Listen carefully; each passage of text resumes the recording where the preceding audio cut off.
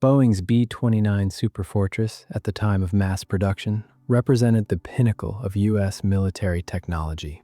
The aircraft carried a bomb load of more than 9 tons, featured pressurized crew compartments, and was equipped with a remote-controlled gun turret system with calculator sights for computing lead. In 1944, these bombers became the only ones capable of changing the situation in the Pacific theater of the Second World War. They could cover the 2,400 kilometers between the American airbase in Chengdu, China, and Japanese airspace, while carrying a bomb payload. The first operations were extremely difficult. The crews themselves delivered fuel and spare parts to Chengdu, flying across the Himalayas. A sortie to Japan became an exhausting multi-hour mission that sometimes ended in losses even without combat. Aircraft went down due to technical failures or fuel shortages, vanishing over the ocean. Raids typically involved between 30 and 70 bombers, dropping bombs from high altitude. Effectiveness was low. Powerful air currents carried the bombs far from their intended targets. Complex logistics, technical problems, and near-zero results cast doubt on the very concept of strategic bombing of Japan, a country where the United States had no plans to land troops, something Presidents Roosevelt and Truman avoided until the very end. The situation changed drastically at the end of 1944. First, the United States captured the Mariana Islands, where the first B-29s began arriving as early as October. Second, logistics were established, and the quality and pace of B-29 Superfortress production increased. Finally, command of the bombing raids was taken over by General Curtis LeMay, who altered the tactics. Under his orders, crews gave up part of their armament to increase bomb loads, stopped avoiding low-altitude flights, began operating at night, and acted more boldly, taking advantage of Japan's weak air defenses. From February 1945, the primary type of ordnance was no longer high-explosive bombs, but incendiaries, dropped on densely populated urban districts. On February 23rd, a raid of 174 aircraft took place, and already on March 9th came the largest strike up to that point, 334 B-29s, which caused catastrophic destruction and loss of life. LeMay himself later admitted that, had the United States lost the war, he might have been tried as a war criminal. Some believe that the firestorm in Tokyo had a greater psychological impact on the population than even the subsequent atomic strikes.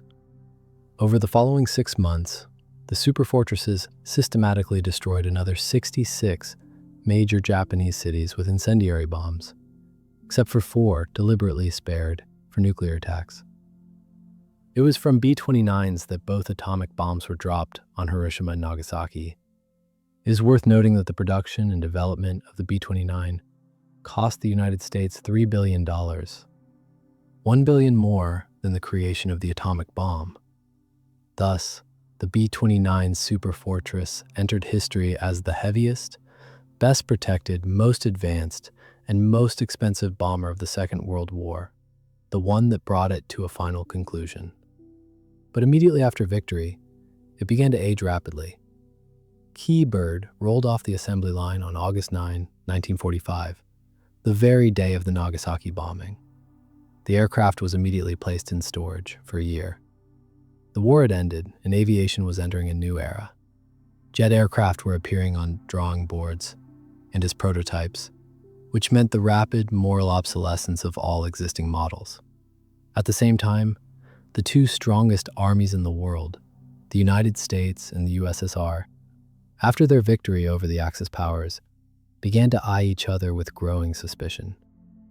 Only oceans separated them, including the Arctic Ocean, which remained a sparsely explored space where Soviet military activity could potentially emerge.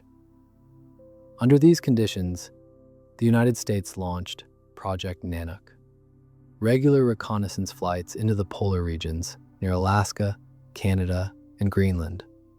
The goals included mapping, aerial photography, testing navigation without landmarks and beacons, and evaluating aircraft performance in Arctic cold. The long-range, high-altitude, pressurized B-29 bomber was the most suitable choice for this role, as it could be modified by replacing bombs with additional fuel tanks and photographic equipment. In the summer of 1946, The 715th Bombardment Squadron, which had fought in the Second World War, was reactivated under a new name, the 46th Reconnaissance Squadron. It became part of the newly established U.S. Air Force Strategic Command, which in the future would also oversee intercontinental missiles. The unit was based at an airfield near Fairbanks, Alaska, and received 16 B-29 aircraft. Among them was the airframe with serial number 4521768, which had spent a year in storage in Arizona. An emblem was painted on its fuselage, a tropical bird running across snow, hence the name Kee Bird. On August 14, 1946, one of the aircraft involved in Project Nanook reported an object near the North Pole designated as Target X.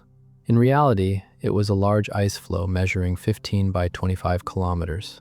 Yet its sheer size made it conceivable as a potential floating base, and U.S. military authorities began to monitor it regularly from the air, fearing Soviet presence.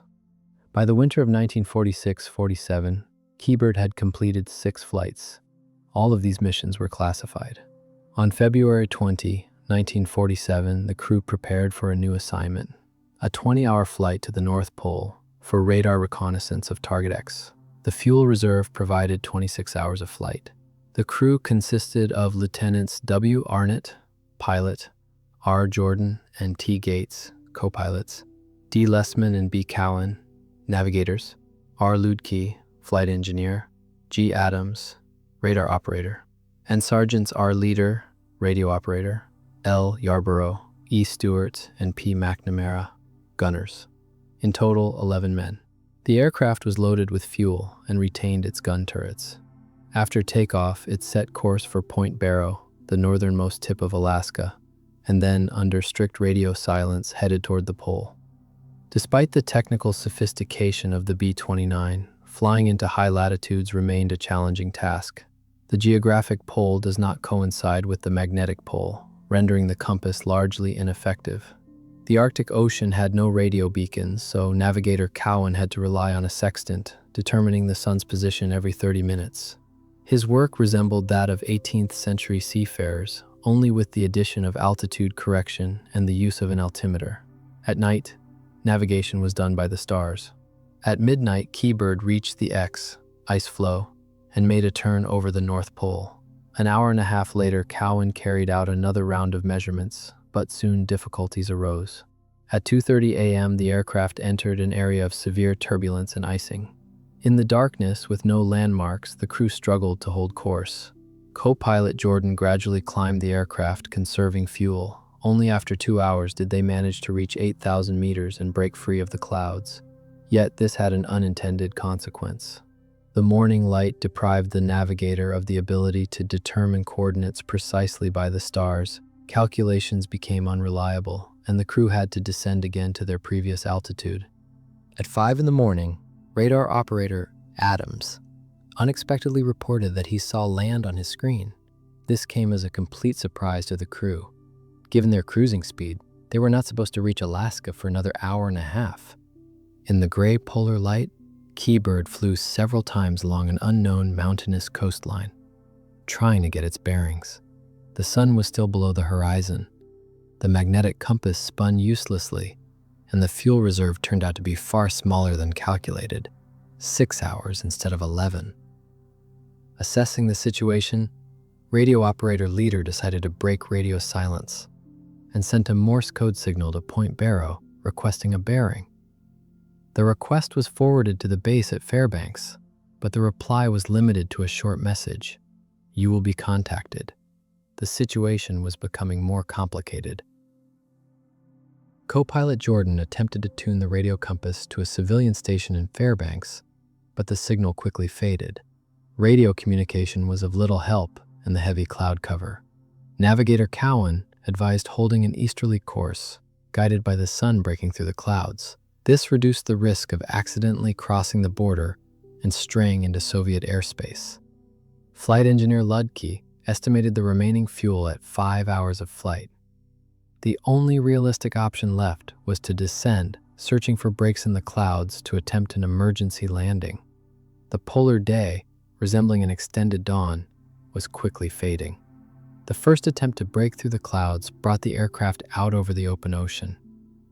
Only 40 minutes later did the crew find another gap, this time over a snow-covered valley. The decision was made to land.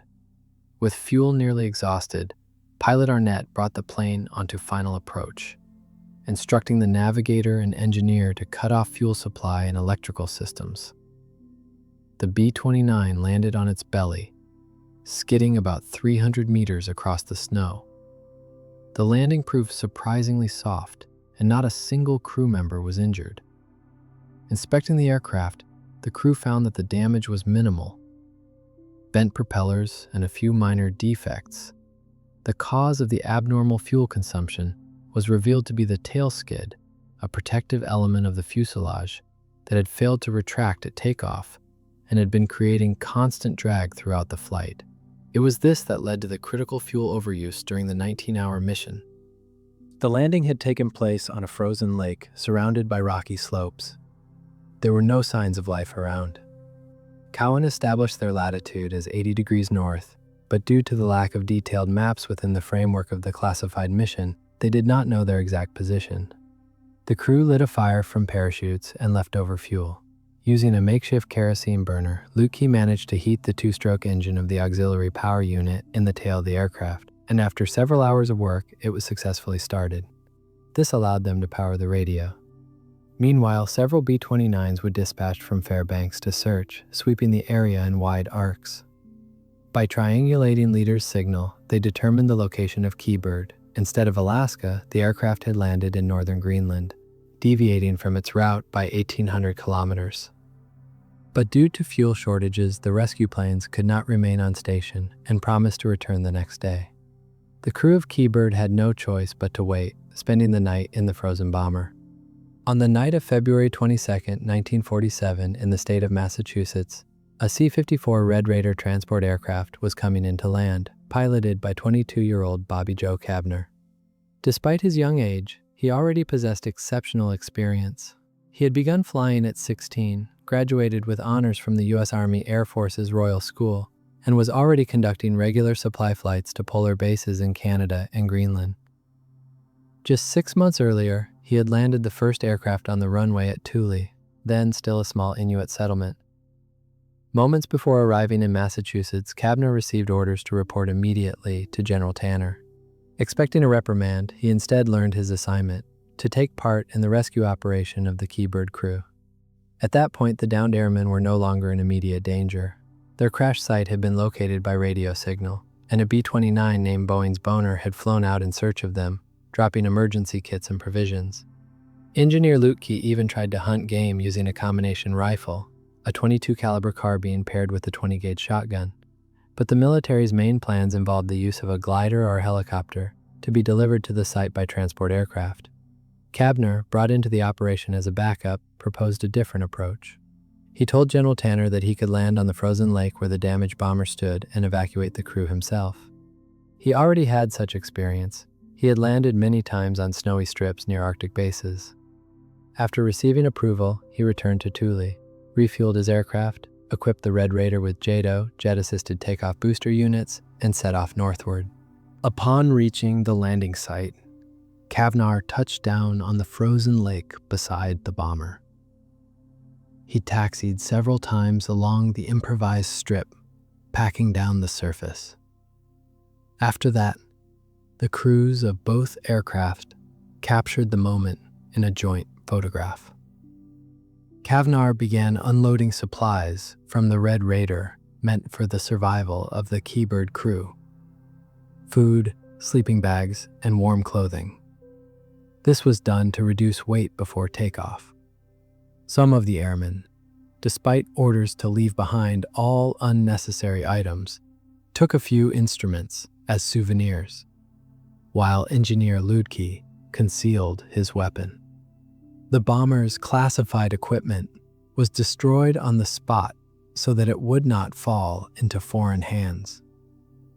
All 11 members of the crew took seats in the rear section of the Red Raider for better weight distribution.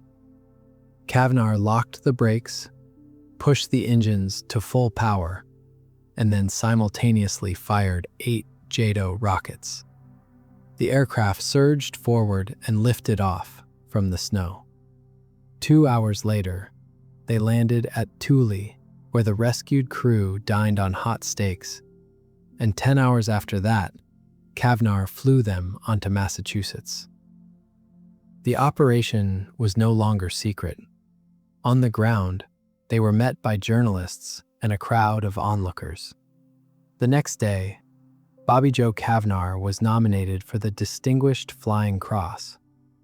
In his later career, he became the youngest colonel in the history of the U.S. Air Force and went on to pilot Convair B-36 Peacemaker strategic bombers armed with hydrogen weapons. The crew of Kee Bird, once back, was disbanded, and the airmen never flew together again. The bomber itself remained in northern Greenland. In the desolate polar silence, it slowly sank beneath the snow, disappearing into the icy expanse.